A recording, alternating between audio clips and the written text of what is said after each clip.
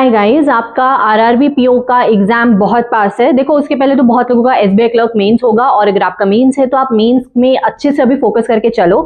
Mains के बाद आपके पास इतना टाइम होगा कि आप आरआरबी पीओ प्रीलिम्स के मॉक्स लगा के प्रैक्टिस कर सकोगे। एंड अगर आपका एसबीआई क्लर्क मेंस है, मतलब आपने प्रीलिम्स ऑलरेडी क्लियर कर रखा है, तो आपका मोर और लेस आरआरबी पीओ भी प्रिपेयर्ड होगा, तो आप वो अच्छे से दे आओगे। बाकी जिनका मेंस नहीं है, जो सिर्फ आरआरबी पीओ पे टारगेट करे क्योंकि उसमें इंग्लिश नहीं आता, क्वांट, रीजनिंग, और आप हिंदी देकर भी एग्जाम निकाल सकते हो, तो और मैं आपके लिए ये वीडियो लेकर आई हूँ जो आपको एंड तक देखना है। बहुत शॉर्ट सी वीडियो है, मैं ज्यादा टाइम नहीं लेती हूँ वैसे भी आपका। तो आपको अगर आपकी स्पीड बढ़ाने में दिक्कत आ रही है, या फिर अभी आपको क्या कैसे प्रैक्टिस करनी चाहिए, उस पर बात कर लेते हैं। देखो, सबसे पहले तो आपकी स्पीड कैसे आएगी, बहुत बहुत बहुत सारी प्रैक्टिस के बाद आएगी। ये तो मतलब अनसेड है कि आपको जितनी ज्यादा से ज्यादा हो सके उतनी प्रैक्टिस करनी है। कम से कम में 100 क्वेश्चंस डेली आपको मैथ्स के प्रैक्टिस करने हैं। 100 क्वेश्चंस एज इन जिसमें मतलब कैलकुलेशन बहुत सारी हो, बहुत सारा कैलकुलेशन करना है, ठीक है। 30-40 क्वेश्चन कैलकुलेशन के हो गए, नंबर सीरीज, क्वाड्रेटिक इक्वेशन, जो भी चीजें कैलकुलेशन में आती है, वन लाइनर्स में आती है, उनकी प्रैक्टिस करनी है, डीआई प्रैक्टिस करनी है, एंड 30-40 क्वेश्चन अरिथमेटिक प्रैक्टिस करनी है।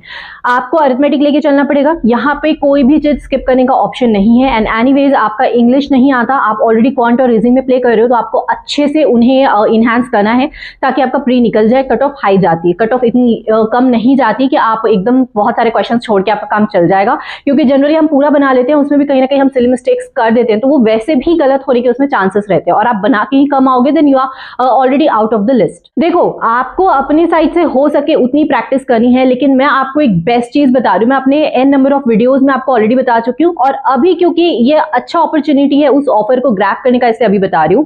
स्मार्ट किडा का स्पीड ड्रिल है, वो बहुत अच्छा है स्पीड बढ़ाने के लिए। स्पेसिफिकली अगर आपको स्पीड इंक्रीज करनी है, अभी उनका ऑफर चल रहा है जो कि 49 रुपीज है, मतलब मात्र 50 रुपए में आपको आपकी स्पीड बढ़ के मिल रही है। आप जाके प्रीलिम्स क्लियर कर लोगे, इससे ज्यादा आपको क्या चाहिए।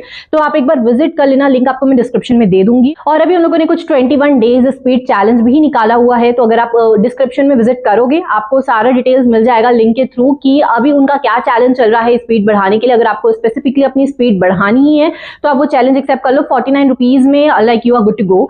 एंड अगर आपको सेल्फ प्रैक्टिस करनी है, तो आप वो स्पीड ड्रिल के क्विज़ेस तो लगाओ ही लगाओ, लेकिन सेकेंडली आपको जितनी हो सके खुद से एफर्ट ले लेके प्रैक्टिस करनी है। अगर आपकी अप्रोच में कमी है, हो सकता है आप लेंदी मेथड से बना रहे हो इसलिए आपकी स्पीड नहीं आ रही, तो वो सारी चीजों पे भी आपको ध्यान रखना है। आपको अप्रोच बिल्ड करनी है कोई भी एजुकेटर के थ्रू, क्वांट का, रीजनिंग का, जो भी आपको अच्छे एजुकेटर्स लगते हैं। मैंने बहुत एजुकेटर्स आपको ऑलरेडी बता दिया अपने शॉर्ट्स में, अपने वीडियोस में, कि कौन से एजुकेटर्स का आप फॉलो कर सकते हो। तो आप किन्हीं भी एजुकेटर को उठा लो जिनसे मतलब आपका वाइब बैठता हो, जिनसे आपको पढ़ाने से समझ आता हो, और आप उनका क्वांट का, रीजनिंग का डेली एक एक लेक्चर करो। वहां से आपकी अप्रोच बिल्ड होगी, स्पीड अपने आप आएगी। सेकंड, रीजनिंग की बात करें तो रीजनिंग में भी आपको puzzles as many as you can, आप जितने बना सको उतने बनाने हैं। देखो, रीजनिंग में मिसलेनियस भी यहाँ पे बहुत इंपॉर्टेंट रोल प्ले करता है, लेकिन मोर और लेस रीजनिंग सबसे हो जाती है। पजल्स भी यहाँ पे उतने ट्रिकी नहीं आते, डुएबल साइड पे आपको मिल जाएंगे, क्योंकि 45 मिनट्स में आपको पूरा पेपर करना है, तो वो उस हिसाब से सेट किया जाता है कि वो आपसे हो जाएंगे। ऑल्दो मॉक्स में थोड़े लेंदी चीजें आपको मिलती हैं, बट ट्रस्ट मी, एग्जाम में उतनी ज्यादा ट्रिकी चीजें नहीं आती। मॉक से तो थोड़ा नीचे ही लेवल का आपको एग्जाम आता है। तो रीजनिंग में भी आपको कोशिश करनी है कि आप as many puzzles as you can आपको सॉल्व करनी है। ब्लड रिलेशन थोड़ा सॉल्व अच्छे से करके चलो डेली, क्योंकि ब्लड रिलेशन ट्रिकी दे देता है एग्जाम में, तो आप जितनी प्रैक्टिस करके चलोगे उतना वहां पे आप कंफर्टेबल फील करोगे। एंड बाकी मिसलेनियस टॉपिक से भी प्रैक्टिस करते चलो। बेसिकली 50-60 क्वेश्चंस डेली आपको रीजनिंग की प्रैक्टिस करनी है अपने एंड पे। और अगर आपको लग रहा है कि आप कोई एक पर्टिकुलर सब्जेक्ट में वीक हो, तो बार बार उसके सेक्शन मॉक लगाओ। अगर आपको लग रहा है आपकी क्वांट में स्पीड नहीं आ रही, क्वांट में आपका मतलब क्वांट में आप अच्छा परफॉर्म नहीं कर पा रहे हो, back to back section mock लगाओ। एक दिन में 3-3, 4-4 लगाओ। अपनी गलतियों को भी एनालाइज करते चलना। अगर आप गलतियों से नहीं सीख रहे हो, देन बहुत कम चांसेस है कि आपकी स्पीड बढ़े या एक्यूरेसी बढ़े। तो आपको गलतियों को एनालाइज करके चलना है। जो मॉक लगाए हो उसको देखते चलना है कि इसमें मैं क्या कम परफॉर्म किया हूँ, क्या अच्छे से नहीं कर पाया हूँ, और उसको आपको नेक्स्ट में इनहांस करना है। एक चीज याद रखना, जितनी ज्यादा स्पीड मैटर करती है उतनी ही ज्यादा एक्यूरेसी मैटर करती है, इवन उससे ज्यादा एक्यूरेसी मैटर करती है। अगर आपने पूरे 80 के 80 बना लिया और उसमें से 10-20 गलत कर दिए, तो देख लो आपकी कितने स्कोर आएंगे और आप कहां रहोगे। तो बेटर कि आप 70 बनाओ, लेकिन कोशिश करो 70 में कम से कम 68-69 करेक्ट हो। 1-2 गलत हो, वो भी सिली मिस्टेक हो गई तो हो गई, नहीं तो नहीं होनी चाहिए। आपको एक्यूरेसी इस लेवल की बिल्ड करनी है। यहाँ पे इंग्लिश नहीं आती, इंग्लिश में एक्यूरेसी जनरली ज्यादा गिर जाती है, तो यहाँ पे इंग्लिश आती नहीं है, सिर्फ क्वांट है, रीजनिंग है, तो आपको इनमें तो एक्यूरेसी रखनी है। क्योंकि अगर क्वांट रीजनिंग में आपको आंसर दिखता है तभी आप टिक लगाते हो, नहीं दिखता तो आप एवी कुछ टिक नहीं लगाते। इंग्लिश में हम थोड़े से रिस्क ले लेते हैं। बाकी एक चीज याद रखना, अभी आप मॉक्स लगा रहे हो, सेक्शनल मॉक लगा रहे हो, क्विज़ेस लगा रहे हो, कुछ भी प्रैक्टिस कर रहे हो, आपको क्वेश्चन पिक करना आना चाहिए। देखो प्रीलिम्स में भी क्वेश्चन पिक करने का इंपॉर्टेंट रोल होता है। अगर आप पेपर खोलते ही आपको स्टार्टिंग में एक पजल दिखना, आपने वही बनाना शुरू कर लिया, चाहे आप घर में कितने पजल्स बनाए हो, आपसे वो बन जाता हो सकता है वहां भी बन जाए वन गो में, लेकिन कभी कभी स्टार्टिंग में अगर हमारा माइंड उतना कॉन्सेंट्रेटेड नहीं है, क्योंकि जनरली मैंने नोटिस किया, मेरे साथ तो यही होता है कि 1 से 2 मिनट के बाद ना थोड़ा एग्जाम का फ्लो बनने लगता है। कभी कभी एकदम इंस्टेंटली बैठते ही आपका फ्लो नहीं आता एग्जाम में, तो 1-2 मिनट के बाद बनता है। और उसी चक्कर में कभी कभी अगर आपने स्टार्टिंग में पजल पिक कर लिया है, तो हो सकता है कि वहां पे आप थोड़ी सी माइन्यूट कोई गलती कर बैठो, कोई पॉइंट स्किप कर दो, और फिर आपका आंसर वहां पे नहीं आएगा, और वो पूरा आपके पेपर के लिए कॉन्फिडेंस डाउन कर देगा। क्योंकि आगे के क्वेश्चंस भी आप बिल्कुल लो कॉन्फिडेंस के साथ बनाओगे, कि मतलब आप थोड़े पैनिक मोड में ही रहोगे कि अरे गलत हो गया, टाइम चला गया, बहुत सारा वहां पे पैनिक, मतलब एक केओस क्रिएट हो जाता है।